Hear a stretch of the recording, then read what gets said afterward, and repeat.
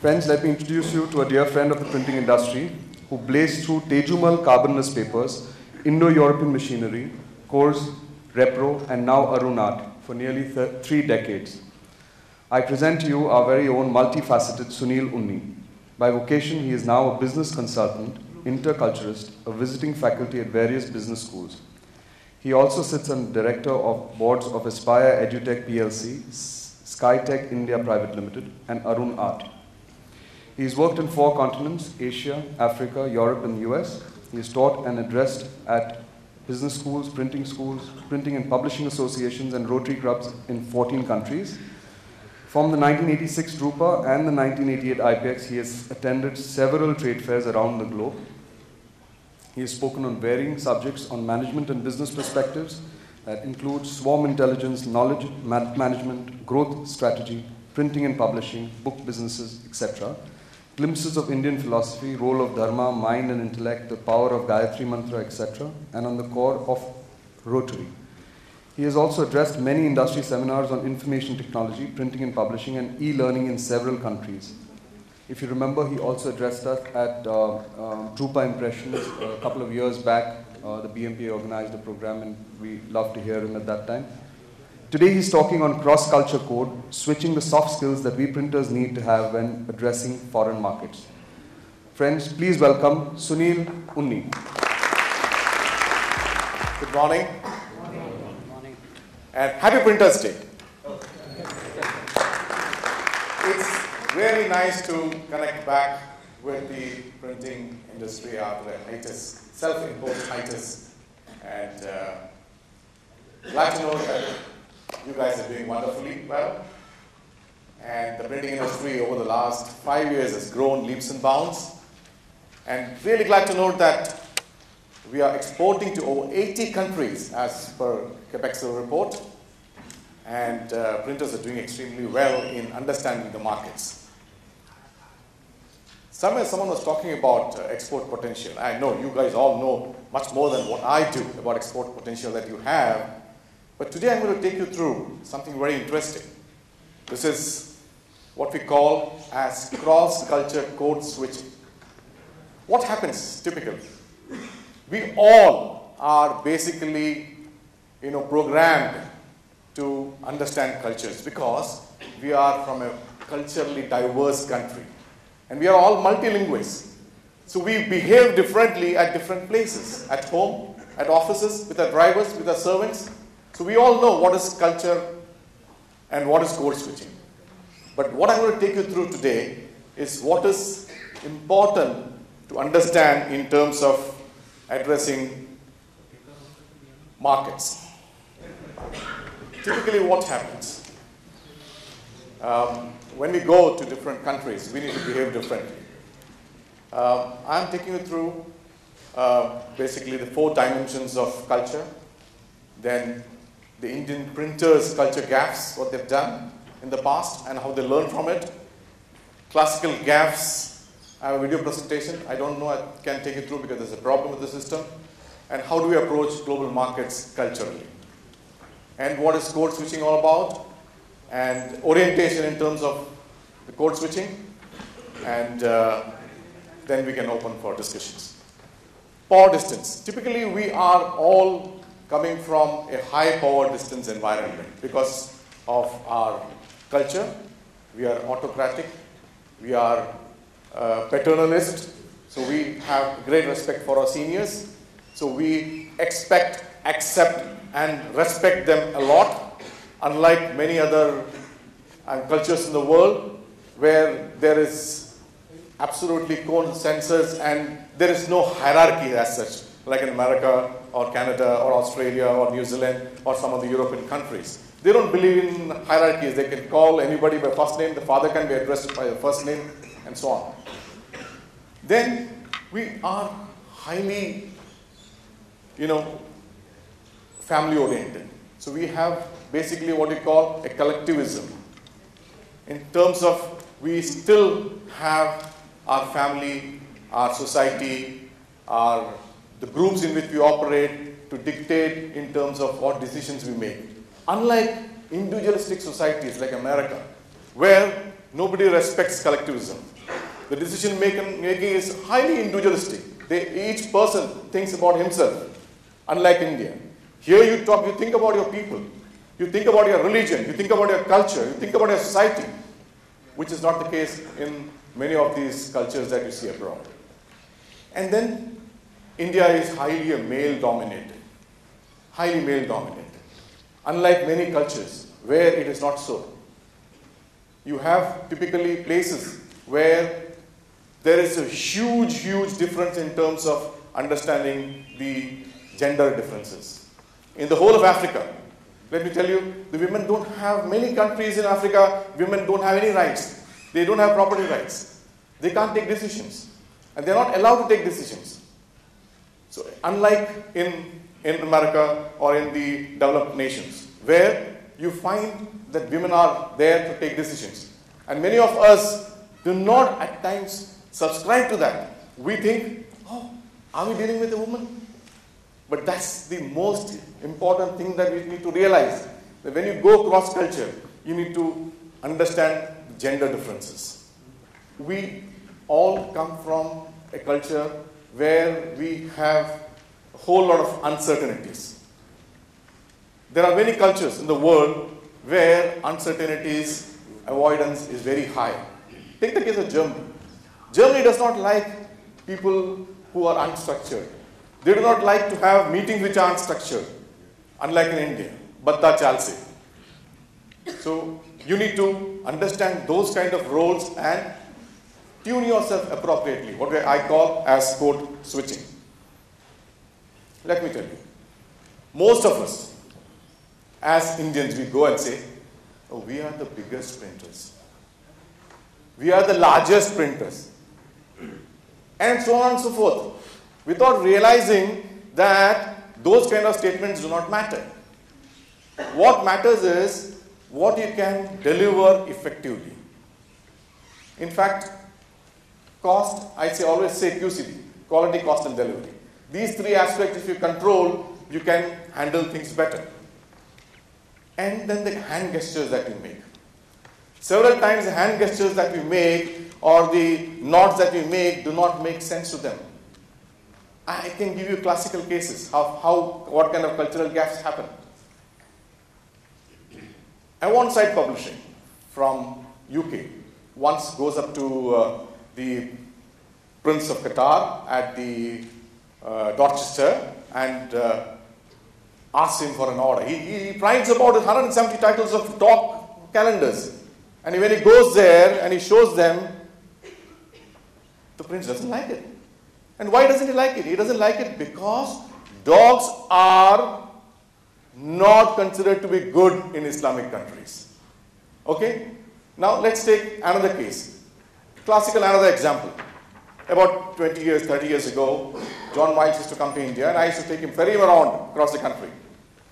And to my surprise, one day we were seeing a small crowd outside the theatre and he asked me, what is it? Oh, it's a movie, new movie which is released. People want to watch it. So he asked me, what is the movie? I said, Jai Santoshi Mata. What does it mean? I said, Hail Satisfied Mother. Oops! What did I say? Hail Satisfied Mother. How does it connote to him? Another classical example. A printer in Chennai, when he was called, he tells his customer, oh, 1,000 apologies, sir. 1,000 apologies, sir. The books are in the water. Now, books are in the water to an American connotes that they already sailed and it's on the ship. But actually what he meant, there was a flood and everything got. Another classic example. Mr. Sen of whatever, Nabamudran, he's not here, I guess. Once he was asked, what about the LC? You know what he said? Why do you bury? Why do you bury? LC will come. And he said, look, don't bury me. I'm still alive. I want the LC. I have scores of such classical examples of our printers, how they manage in different countries. I still remember of one instance where we went too close to a guy and you were talking to him, and while talking, Indians have a habit of patting somebody on the back, touching on the hair, and said, hey, come on, this is the way. It's all our enthusiasm.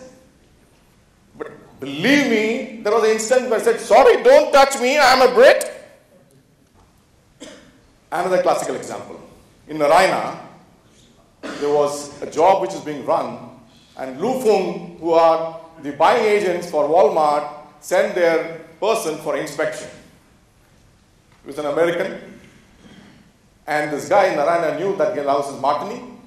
So he said to him, while he was waiting and watching late in the evening, sir, let the girls do the jufni while you have the martini. What happened? The jufni happened, but he lost his order. Because they don't expect the girls to work so late and young girls to work in that industry. And Walmart has very clear directives, and they are regulated markets. Another case, do you know cosmetics sell the most in Saudi Arabia? It's the number 3 in the world. Somebody asked, why do they need cosmetics? But it's the truth. You can't see advertisements showing faces. You can't see advertisements showing legs. You can't see women in ads at all. But how do cosmetics sell? But it sells. And do you know what sells the most? All the cosmetics for your fingernails and manicure products, and then everything for the eyes. Because all that you show is eyes and ears. But this is what we need to understand. Another classical case of a book, adult book, which was printed, and while printing, he suddenly realized that the book is printed, the cover is printed inside out. Why? Because the Indian thought that there are nice pictures and there's an imprint page. The imprint page has to go inside and the pictures have to come outside, and then he got it shrink wrapped. And then he realized, when it reached there, they realized that they cannot put it on the shelf because those kind of pictures cannot be shown on the bookshelves or on the bookstores. Indian enthusiasm of realizing, okay, there are pictures, the pictures need to be on the front. Color and number sensitivity. I'll take you through that. We need to understand that each of these cultures will approach differently. We can't be stereotyped. Whether we go to Africa, whether you go to America, we go to UK, you go to Germany, you go to France, they are not, even in African countries. There's a whole lot of Anglo-African, there's a whole lot of Francophonetic African countries, and there are two, particularly Mozambique and Angola, typically Portuguese dominated. So their behavior is all defined by their, kind of environment. So the way they react to situations are much different. So what happens? You need to understand, you need to read a lot about the country before you go. You need to talk to people who have been there, understand what are the skill sets that you need culturally to address that market. You need to be aware of what are the cultural issues that they have. You need to be aware that what kind of gender issues they have, what kind of color codes that they have, because these things are very important. And then, when you go, there's an element of cultural adjustment.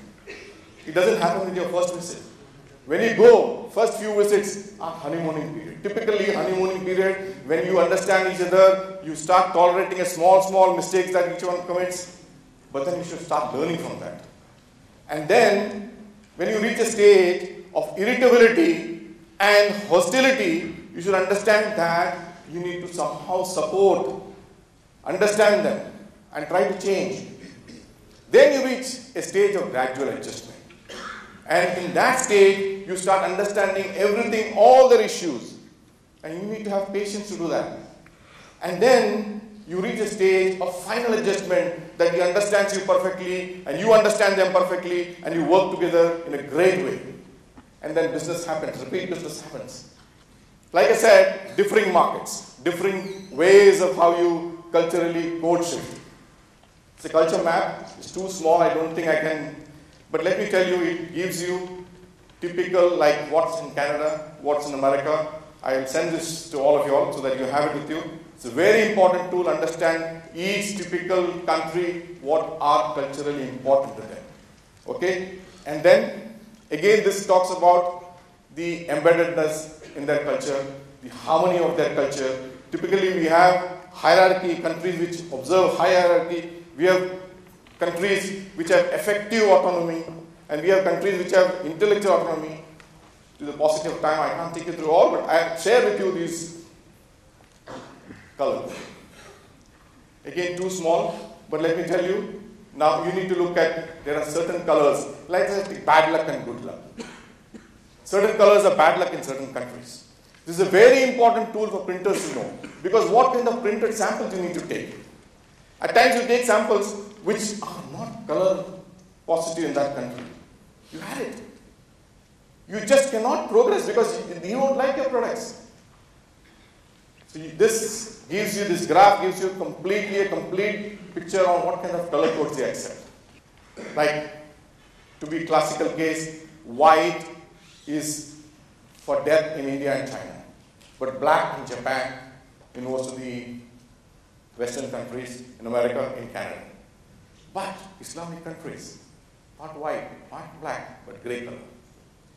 Numbers, let's take classical case, number 4. Number 4, I give you another example. Mr. Sasaki-san of Risograph had come and I took him to our friend Mr. Prakash More of Government Printing Press, and Prakash More offered him 4 square cigarettes. He didn't take the cigarette. He smokes, he likes Indian cigarette. Asked him, why? He said, wow, you don't know. 4 means death phonetically in Japan. That is why 4 seasons is always FS. FS hotels. Never used as 4 seasons in Japan. FS Tokyo. So also in China, number 4, they don't accept. Number 13, Oberoi, just next door, does not have a 13th floor. Classical case of one printer. You are asked to send a dozen samples and he says, अरे बेटा एक और जल्द दे, 13 भेज दे, ताकि एक खराब हो गया, दूसरा इस्तेमाल करेंगे. What happens? The one guy who receives it said, God damn it, he sends me 13 of them. What do you see? I have another instance where someone goes and we were sitting on artwork, and one of my guys was asking for a pencil to correct it. And while correcting, he wrote something wrong, and he asked, hey, why don't you give me a rubber? All the girls were giggling. Because rubber means something different. You should have asked for an eraser. Code switching, as I said, it's nothing. Cross-culture code switching is the act of purposefully modifying one's behavior in an interaction in a foreign country in order to accomplish or accommodate different cultural norms for that appropriate behavior. I think I'm running on time. So that's it. Thank you very much.